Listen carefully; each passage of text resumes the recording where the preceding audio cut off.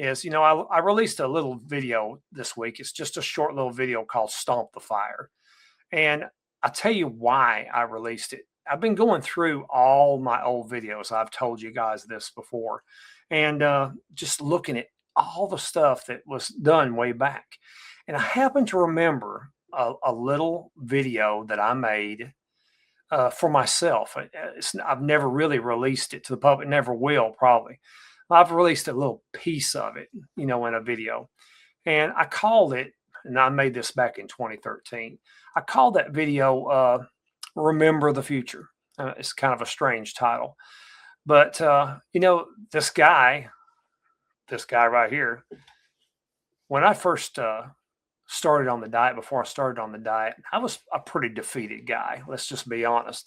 And so I had to do something. I had to do something to convince myself that I could do something better than I was doing. So I just made this little video to tell me what I could do. And I used a technique when I made that video that I call Remembering the Future. And I got it from one of my personal philosophy heroes, Viktor Frankl. And if you're familiar with Viktor Frankl, you'll know who I'm talking about. But if you're not, he wrote a little book way back, maybe right after World War II, called Man's Search for Meaning.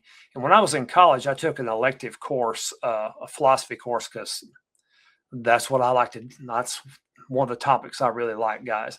So I took this elective, and the professor there, I still remember him, and I think he's maybe passed now, but Dr. Henry, he assigned this little bitty book called Man's Search for Meaning. And I thought, oh, I don't want to read this thing. And it turned out to be a book that I just loved. I've probably given away 30 or 40 copies. And now I don't even have a copy myself. I had to order a new copy because I've given them away so many times. But Dr. Frankl, he was actually in a concentration camp, in a Nazi concentration camp. Let me turn this little thing off here. Sorry, guys. He was in a Nazi concentration camp back in World War II, and it was really bad. I mean, folks, this was super, super bad. And he's surrounded by death, cold, and hunger, and lice, and it was so bad. His wife was taken from him. The man suffered, but he was a writer and a very intelligent person before the war, and he had written a book. And of course, they took it away from me, threw it away. But how this man, one of the reasons why this man survived the war, survived that camp, is that he did this little thing that he didn't really call it that, but I did. He remembered the future. So in order to get through that time in that camp, he looked at the camp as if he was remembering the experience and writing it down to help someone else survive bad, terrible circumstances. So he was looking at, he was remembering, oh yeah, I remember that time when I went through this. I remember that time I went through that. That's how I got through that. And he came up with the idea that you can actually face a lot of things in life. And if you find a way to reframe it, it can help you. Now, that sounds like a lot of hoo-ha, a lot of new age slop, but folks, reframing your ideas is almost important as the diet. And I'll tell you why.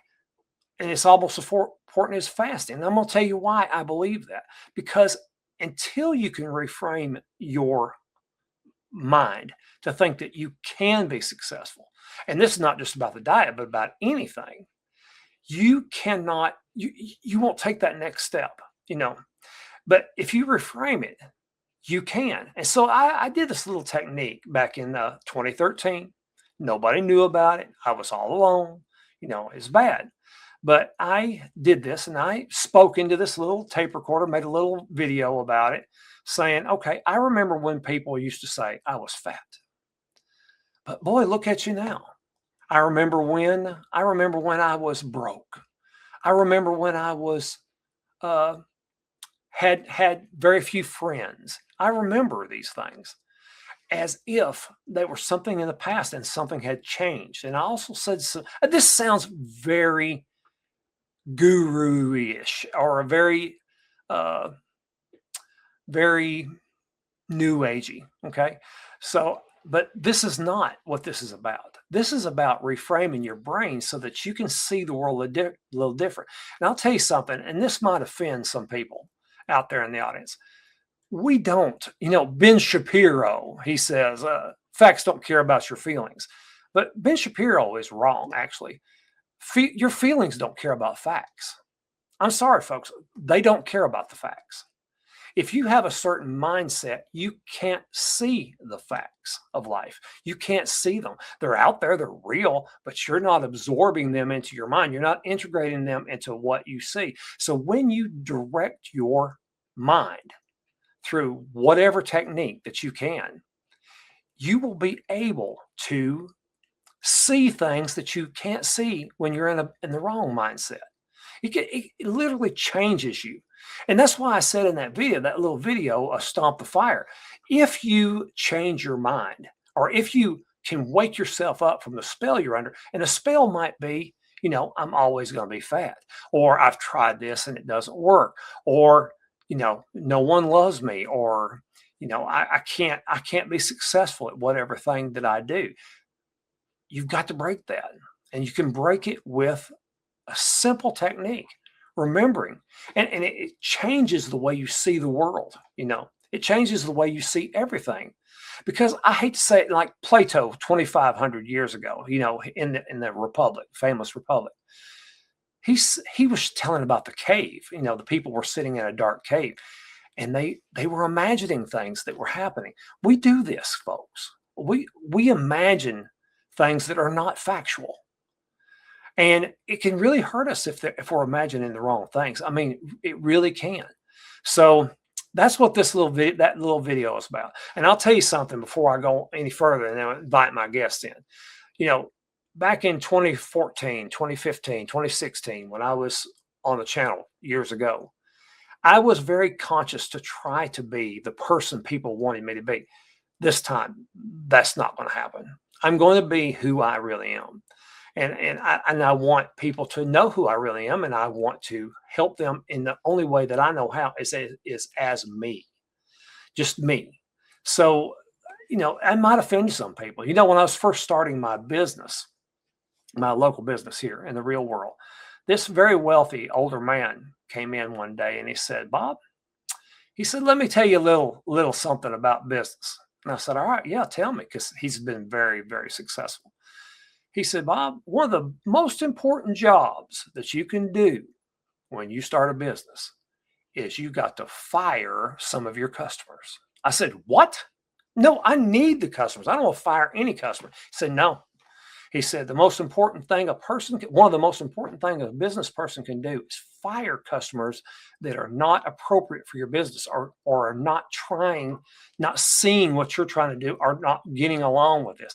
That sounds so backwards, but I found him to be true, because you want to attract the people that want the thing that you're doing. You want them to come and shop with you. But if you're always catering to the people who do not, they want to change your business in some way, what you're doing is you're changing your business to cater the minority. You're not changing your business to benefit the business. So I don't want to run anybody off. I want all the people that love this channel to stay, but I want you to be known that I'm going to try to be Bob. That's who I am. And I'm 10 years older, and I don't know if I'm 10 years wiser. I'm 10 years fatter, but but anyway, that's what I wanted to say tonight, folks. I want you to know that there's more to life than just the facts. The facts. Really and truly, the facts are out there, but we don't live in fact land. We live in what we think land. I mean, I'm sorry to tell you that. I mean, that doesn't change the facts being real or not real, but we don't even have access to the facts, to be honest with you. Maybe you've heard online, Scott Adams, that used to be online a lot. He's passed away now. Excuse me. He had this thing, 2 movies on one screen. In other words, 2 people can watch the same video and they'll come up with a different idea of what was happening in that video, and they see these things, they have these differences because they came to the video with a different mindset. Two people had a different mindset. They saw the exact same video, and yet they see two different things. You see people in accidents, they'll describe the accident different. We see things through the filter of who we are already.